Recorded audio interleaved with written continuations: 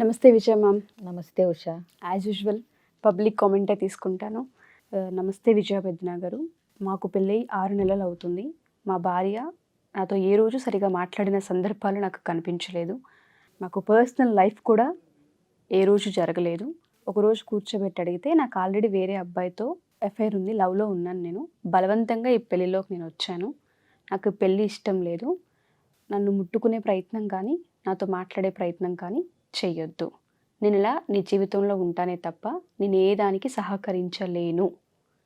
నేనేం చేయాలి? గజం కేవలం 4,500 రూపాయలతో 165 గజాల భూమి కేవలం 8 లక్షలు మాత్రమే. పాపం ఇప్పుడే విషయం తెలిసింది. అబ్బాయి షాక్ లో ఉంటాడు, అమ్మాయి క్లారిటీ ఉంది. సో ఇక్కడ ఆడపిల్లలు తెలుసుకోవాల్సింది ఏంటంటే, బలవంతంగా పెళ్లి చేస్తున్నప్పుడు ఏం చేస్తున్నారు అనేది ఒక కోణం. అంటే ఇప్పుడు ఇంట్లో వాళ్ళు కూడా చాలా మట్టుకు ఏం చేస్తారు, ఈ అమ్మాయికి నచ్చిన అబ్బాయి వాళ్ళకి నచ్చలేదు అనుకోండి, ఆస్తిపాస్తుల వ్యవహారం కానీ, కులాల వ్యవహారం కానీ, మతాల వ్యవహారం కానీ, ఏదన్నా అందంగా ఏదైనా సరే, అమ్మాయి ప్రేమించిన అబ్బాయి అమ్మాయి తల్లిదండ్రులకు నచ్చకపోతే వాళ్ళు చెప్పే విధానం రకరకాలుగా ఉంటుంది.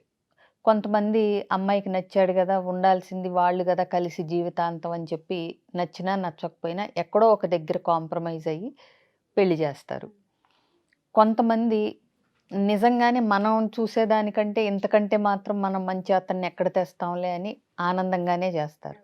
కొంతమంది వాళ్ళకి ఏదన్నా ఫ్యాక్టర్ నచ్చకపోయినా, అంటే డబ్బులు కానీ, రిలీజియన్ కానీ, ఇలాంటివి సర్లే ఇవాళ రేపు అవన్నిటికీ మనం అతీతంగా వచ్చేసాము, వెనకటి భావాలు వద్దని చెప్పి ఏదైతే ఏంటి అనే ఒక బ్రాడ్ మైండ్తో అమ్మాయి చక్కగా వాళ్ళిద్దరూ శుభ్రంగా ఉంటే చాలు, సుఖంగా అనే కాన్సెప్ట్ వచ్చేసింది. బట్ ఇంకా కొంతమంది తల్లిదండ్రులు ఏంటంటే, మేము చెప్పిన వాళ్ళని చేసుకోకపోతే మా పరువు పోతుంది, మేము ఆత్మహత్య చేసుకుంటాం, ఈ పరువు తక్కువ బ్రతుకు మేము బ్రతకలేం, నువ్వు మాత్రం చేసుకో కానీ మేము మాత్రం పోతాం, ఇలాంటి ఎమోషనల్ బ్లాక్మెయిల్ చేస్తారు. అప్పుడు ఏంటంటే, ఆ పరిస్థితి తెస్తే తప్పితే ఇవాళ ఉన్న ఆడపిల్లలు బలవంతంగా పెళ్ళి చేసుకోవటానికి సిద్ధంగా లేరని నేను అనుకుంటున్నాను. అంటే ఏదో ఒక రకంగా ఎమోషనల్ బ్లాక్మెయిల్ జరిగితే తప్ప. సో కొంతమంది ఏంటంటే, అది జరిగిన తర్వాత ఇక సర్లే పేరెంట్స్ కోసం చేసుకున్నాను కదా, ఇప్పుడు ఏదన్నా అభ్యంతరం లేవనెత్తితే, ఇప్పుడు వాళ్ళు అనుకున్నదే కదా మరి, ఆ పరువు పోవటమనో ఏదో మళ్ళీ ఇక్కడ కూడా ఉంటుంది కదా, ఎందుకులే అని చెప్పి సరే చేసుకున్న అతను మంచి అతను కాబట్టి నాకు ఇంతే ప్రాప్తం అనుకుంటాను, ఇక మా ఇద్దరికి రాసి పెట్టలేదనో లేకపోతే ఫ్రెండ్లీగా విడిపోదామనో ఏదో వాళ్ళిద్దరు ఏదో మాట్లాడుకుని, ఆ ప్రేమికులు ఇద్దరు ఎక్కడో ఒక దగ్గర జీవితం అంటే అందరూ ప్రేమించిన వాళ్ళే చేసుకుంటున్నారంట్లే అనే ఒక ప్రాక్టికల్ థింకింగ్కి వచ్చి ముందుకెళ్ళే వాళ్ళు కొంతమంది ఉంటారు. వెళ్లకుండా అక్కడే స్టక్ అయిపోయేవాళ్ళు కొంతమంది ఉంటారు. ఈ అమ్మాయిలాగా అమ్మాయి ఫ్యామిలీతో పాటు ఇప్పుడు ఇంకొక కొత్త ఫ్యామిలీ వచ్చి చేరుతుంది, ప్రాబ్లం అక్కడ వస్తుంది. ఎగ్జాక్ట్లీ. ఇక్కడ ఏమవుతుంది, ఏ తప్పు చేయని ఒక నిర్దోషికి జీవితాంతపు శిక్ష ఒకటి పడుతుంది. ఇక్కడ పెళ్ళి ఒకసారి జరిగిందంటే ఒక 10 మందిలో రెండో పెళ్ళికి వెళ్ళినా రెండో పెళ్ళి ఆల్రెడీ పెళ్ళయింది అనే ముద్ర అయితే ఖచ్చితంగా వస్తుంది.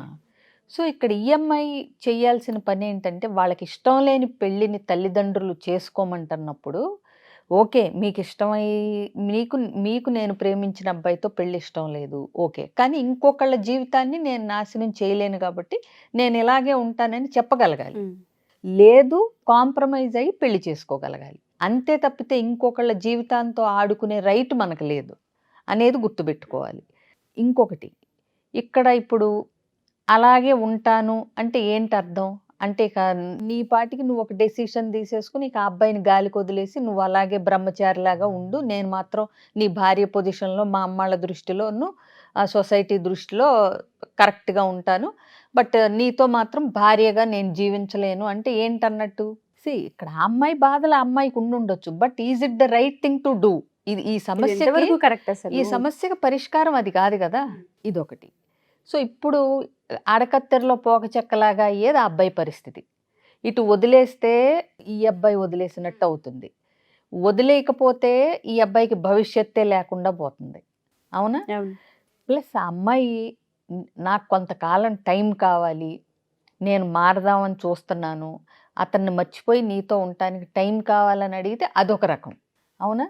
సో జీవితాంతం ఇలానే ఉంటానని డిక్లేర్ చేసిన తర్వాత ఇతను ఏం చేయాలి? జీవితాంతం అలా ఒకళ్ళ ఇదికి ఉండాల్సిన పని లేదండి. ఇప్పుడు ఆ అమ్మాయి డివోర్స్ తీసుకుని ఇతన్ని ఫ్రీ బర్డెన్ చేయొచ్చు కదా! అవును. ఇదొక ఆప్షన్. లేదు, 6 నెలలయింది, నీ అభిప్రాయానికి విలువిచ్చి, నిన్ను గౌరవించి, నిన్ను చక్కగా చూసుకుంటా, ఈ విషయాలేమి బయటికి చెప్పకుండా, ఏదో ఇలా మనకి అంటే ఏం చెయ్యాలి అనేది ఒక పబ్లిక్ కామెంట్ రూపంలో అంటే పేరు లేకుండా పెట్టాడు కాబట్టి, తన సమస్యకే పరిష్కారం వెతుక్కోవాలనుకుంటున్నాడు తప్పితే, ఆ అమ్మాయిని నలుగురిలో బ్లేమ్ చేయాలని అల్లరిపాలు చెయ్యాలనే ఇదైతే లేదు. అవునా? సో, ఒక 6 నెలలు నువ్వు ఆల్రెడీ అతనితో అంటే ప్రయాణించావు. అతను ఏంటో, అతను ఎలాంటి వాడో ఏంటో దగ్గర నుంచి చూడగలిగావు. ఒక జీవితాన్ని నువ్వు చేసిన తప్పు వల్ల శిక్షించటం కంటే ఏదో ఒక ప్రాపర్ పరిష్కారాన్ని ఎత్తుక్కుని అయితే పెద్దల దాకా తీసుకెళ్ళాలి. ఇప్పుడు అతను ఈ విషయం ఇప్పటికైనా తీసుకెళ్ళి ఏం చేద్దాం, ఆ అమ్మాయి అమ్మా నాన్నల్ని అబ్బాయి అమ్మా నాన్నల్ని కూర్చోబెట్టి మాట్లాడాలి. ఎందుకంటే పెళ్ళయి 6 నెలలే అయింది, కొంపలేం అంటుకుపోలేదు. అవునా?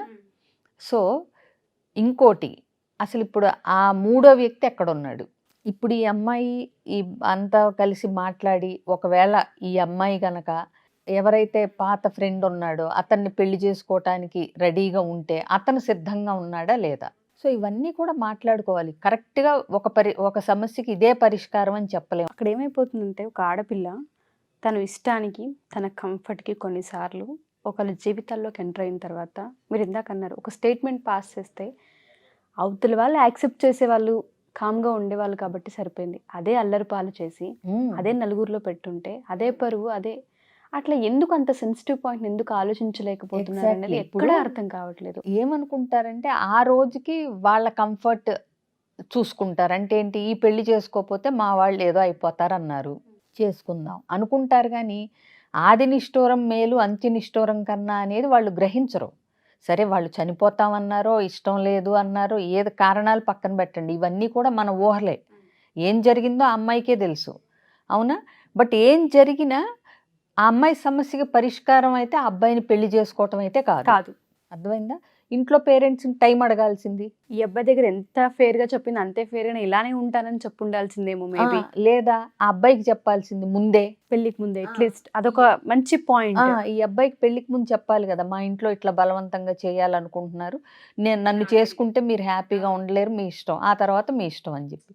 నువ్వు ఏం చేయాలనుకుంటే నీ జీవితానికి సంబంధించిన నిర్ణయం, నీ జీవితాన్ని నువ్వు ఎట్లా అయినా చేసుకునే రైట్ నీకు ఉంటుంది. కానీ పక్కన వాళ్ళ జీవితాల మీద డెసిషన్ తీసుకునే రైట్ నీకు లేదు కదా. అవునా?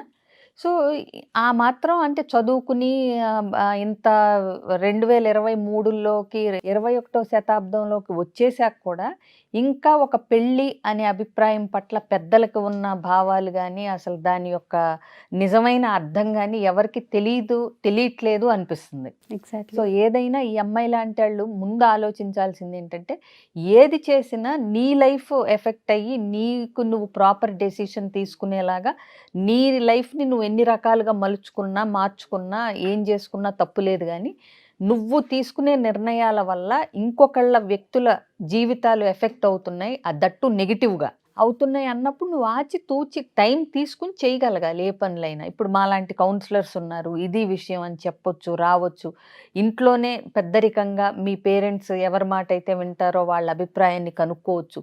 ఇదంతా ఎప్పుడు వస్తుంది? కొంత టైం తీసుకున్నప్పుడు వచ్చే ఆలోచనలు ఇవి. అంటే రకరకాల పరిష్కారాలు. ఇంపల్సివ్గా వాళ్ళు ఏదో అంటాం, నువ్వేదో దూకేయటం చేసుకోవటం. ఇప్పుడు ఏమైంది, నీకు నీ ఫ్యామిలీకి మధ్య 4 గోడల మధ్య ఉన్న విషయం కాస్త ఇప్పుడు ఇంకొక ఫ్యామిలీకి తెలిసిపోయింది. తెలుస్తుంది రేపు ఎంతకాలం అని ఉంటాడు ఈ అబ్బాయి. అది కూడా కరెక్ట్ కాదు. ఇప్పుడు ఈ అబ్బాయికి ఏ పరిష్కారం ఇవ్వచ్చు విజయ్ గారు? ఎందుకంటే తలామునకలు అవుతున్న సమస్య ఇది. మీరు అన్నట్టుగా మనకి ఏ పేరు పెట్టలేదు, జస్ట్ క్వశ్చన్ మాత్రమే పంపించాడు, తన సమస్య మాత్రమే. ఈ అబ్బాయి ఒక నెగిటివ్ మోడ్లోకి వెళ్ళిపోకుండా చూసుకోగలగాలి. ఎందుకంటే ఆ అమ్మాయికి ఒక ప్రేమికుడు ఉండటం, ఆ అమ్మాయి నచ్చని పెళ్లి చేసుకోవటానికి ఇతనికి ఏ సంబంధం లేదు. అవునా? సో ఇక్కడ ఇతను ఆ మూడో వ్యక్తిని కాంపిటీషన్ కింద తీసుకోవాల్సిన పని లేదు. కానీ తనకు తానుగా ఈ విషయాన్ని జీర్ణించుకోవటానికి కానీ దీంట్లోంచి బయటపడ ఉండటానికి కానీ ఎప్పుడైనా సరే ఒక మనిషి సెల్ఫ్ ఇంప్రూవ్మెంట్ అంటే ఫిజికల్గా, మెంటల్గా, ఫిజియోలాజికల్గా, స్పిరిచువల్గా అన్ని ఏరియాస్లోనూ తను ఇంప్రూవ్ అయ్యేలాగా చూసుకోగలగాలి. ఎందుకంటే ఒక భర్తకి ఈ విషయం వింటే తీసుకోవటం అంత తేలికేం కాదు. సగం ప్రాణం చచ్చిపోతుంది అక్కడే వాళ్ళకి. ప్లస్ ఇంకొకటి ఆత్మన్యూన్యత అంటే ఏంటి, నేనేమన్నా సరిపోలేదా, నేను నచ్చలేదా, నేను ఆ అబ్బాయిని మరిపించలేకపోయానా, ఇలాంటివి కూడా అనవసరం. బికాస్ ఇందులో నీ కంట్రోల్లో ఉన్నది ఏదీ లేదు. ఆ అమ్మాయికి లవర్ ఉండటం ఇతన్ని కంట్రోల్లోది కాదు. ఆ అమ్మాయి కాంప్రమైజ్ అయ్యి ఈ కాపురాన్ని సరిదిద్దుకోపోవటంలో నీ పాత్ర ఏమీ లేదు. కాబట్టి ఇదేమవుతుంది, నీ కంట్రోల్లో లేని విషయం కింద ఉంది. నీ కంట్రోల్లో ఏముంది, దానికి ఎఫెక్ట్ అవ్వకుండా ఉండగలగటం, యాజ్ ఎ పర్సన్ నువ్వు ఇంప్రూవ్ అవ్వటం, నీ మీద నువ్వు కాన్సన్ట్రేట్ చేయటం, ఇది ఉంటుంది. ప్లస్ ఆ ఎఫెక్ట్ నువ్వు తీసుకోకపోవటం. అంటే చాలామందికి ఇలాంటివి జరిగినప్పుడు ఏమవుతుంది, ఆడపిల్లల మీద నమ్మకం పోతుంది, పెళ్లి మీద నమ్మకం పోతుంది. అంటే ఒక్కళ్ళు చేసిన పని వల్ల రిజల్ట్స్ ఎన్ని రకాలుగా ఉంటాయో చూడండి తీసుకునే వాళ్ళని బట్టి. కాబట్టి వీటన్నిటికీ నీకు ఏ సంబంధం లేదు. నువ్వు ఒక నిమిత్త మాత్రుడు కింద మాత్రమే చూసుకుని నువ్వు నీ లైఫ్లో ఏం చేయాలో, నువ్వు ఎదగాలంటే, నువ్వు ఇంప్రూవ్డ్ పర్సన్ లాగా ఉండాలంటే అది చేస్తూ ఈ అమ్మాయి సమస్యకి పరిష్కారం ఆ అమ్మాయినే అడగాలి, ఏం చేద్దాం మరి, ఇట్లా అయితే కుదరదు అనేది చెప్పాలి. ఓకే. ఆవిడేదో స్టేట్మెంట్ ఇచ్చేసి నేను లైఫ్ లాంగ్ ఇలాగే ఉంటాను, నీతో సహకరించను అంటే ఇదేమీ బొమ్మల పెళ్ళి కాదు కదా. అవునా? పెళ్ళి ఎందుకు చేసుకుంటారు? ఫిజికల్ నీడ్స్, ఎమోషనల్ నీడ్స్, తనకు తోడు, ఒక పార్ట్నరు, ఒక భార్య, ఒక భర్త, బెటర్ హాఫ్, ఒక కుటుంబం కోసం చేసుకుంటారు. అంతేగాని ఇదేదో సినిమాల్లో లాగా నేను ఇలాగే ఉంటాను నువ్వు అలాగే ఉండు అంటే నడవదు. సో అందులో అమ్మాయి టైం కావాలని అడగలేదు, అది గుర్తుపెట్టుకోండి. టైం కావాలంటే పోనీ అదొక రకం, ఆలోచించుకోవడానికి, బయటపడడానికి ఛాన్స్ ఉంది అనుకోవచ్చు. ఇక్కడ అదేమీ లేదు కాబట్టి ఆ అమ్మాయిని అడిగి ఏంటి అనేది నెక్స్ట్ ఇద్దరూ కలిపి ఒక డెసిషన్ తీసుకుని శుభ్రంగా విడిపోయి ఎవరికి నచ్చిన వాళ్ళని పెళ్లి చేసుకుని ముందుకెళ్తే బాగుంటుంది అనేది కూడా ఒక ఆప్షన్. థ్యాంక్ యూ విజయ్ గారు. చాలామందికి ఎస్పెషల్లీ టీనేజ్లో ఉన్న ఆడపిల్లలందరికీ కూడా ఈ కంటెంట్ అవసరం, తెలుసుకోవాలి. అండ్ వాళ్ళకు వాళ్ళు చేసిన తప్పుని సరిదిద్దుకునే ప్రాసెస్లో ఏదైతే ఫీలింగ్స్ వస్తూ ఉంటుంటాయో వాటికి సంబంధించి ఎవరితో మాట్లాడాలో తెలియదు. ఒకవేళ మీకు కౌన్సిలింగ్ కనుక కావాలి అనుకుంటే ఆ వయసు పిల్లల్ని మనం కౌన్సిలింగ్ చేసే అవకాశం ఉంటుంది. వాళ్ళకి ఆ డౌట్ కూడా వస్తూ ఉంటుంది. ఎక్కువ మ్యారిటల్ డీల్ చేస్తూ ఉంటారేమో, మరి పేరెంటింగ్ యాంగిల్ కానివ్వండి, టీనేజర్స్కి సంబంధించి, స్టూడెంట్స్కి సంబంధించి కౌన్సిలింగ్ కానివ్వండి తీసుకుంటారని అడుగుతూ ఉంటారు. ఒకసారి ఆ డౌట్ని క్లియర్ చేస్తారు. తప్పకుండా ఉషా. పేరెంటింగ్ కానీ, టీనేజర్స్ కానీ, యూత్ ప్రాబ్లమ్స్ కానీ, అకాడమిక్స్ రిలేటెడ్ ప్రాబ్లం కానీ ఎలాంటివి ఉన్నా నేను కౌన్సిలింగ్ చేస్తాను. స్క్రీన్ మీద కనిపిస్తున్న నెంబర్ కాంటాక్ట్ చేస్తే నా డీటెయిల్స్ ప్లస్ అన్ని వివరాలతో పాటు అపాయింట్మెంట్ ఫిక్స్ చేసి చెప్తారు. Sure ma'am. Thank you ma'am. Thank you so much. So ఎవరైనా సరే ఎస్పెషల్లీ మా ఈ ఎపిసోడ్ చూసిన తర్వాత పేరెంట్స్ కావచ్చు, పిల్లలు కావచ్చు, మేము మా ఇంట్లో ఈ సమస్యలు చూస్తూ ఉన్నాం, మా పిల్లల విషయాలు ఇది జరిగింది, లేదా మా విషయాల్లో మాకు ఇది ఎక్స్పీరియన్స్ చేసాము, దీని నుంచి మేము బయటపడలేకపోతున్నామని ఎవరైనా అనుకుంటే ఖచ్చితంగా పిల్లలకి సంబంధించి కూడా సైకలాజికల్గా కొన్ని డీల్స్ చేసే అవకాశం ఉంటుంది. కాబట్టి ఎవరికైనా కౌన్సిలింగ్ కావాలి అనుకున్నా, లేదా మ్యారిటల్ లైఫ్లో ఇష్యూస్ ఉన్నాయి, ఒకసారి విజయ గారిని కలవాలనుకున్నామన్నా ఖచ్చితంగా అప్రోచ్ అవ్వచ్చు. Online through or offline through కింద స్క్రోల్ కాంటాక్ట్ నెంబర్ని కాంటాక్ట్ చేస్తే మా టీం మీకు పూర్తి వివరాలు అందిస్తారు. అండ్ దాంతోపాటు పబ్లిక్ కామెంట్ త్రూ మీరు ఏదైనా అడగాలి అనుకుంటే సమస్యని, మేము ఇది సాల్వ్ చేసుకోలేకపోతున్నాం, మాకు ఒక వీడియో చేయండి, ఒక ఎపిసోడ్ చేయండి అని అడిగితే ఖచ్చితంగా ఎపిసోడ్ కూడా చేయడం జరుగుతూ ఉంటుంది. సో కామెంట్స్ రూపంలో మీరు కామెంట్స్ తెలియజేయచ్చు. Thank you.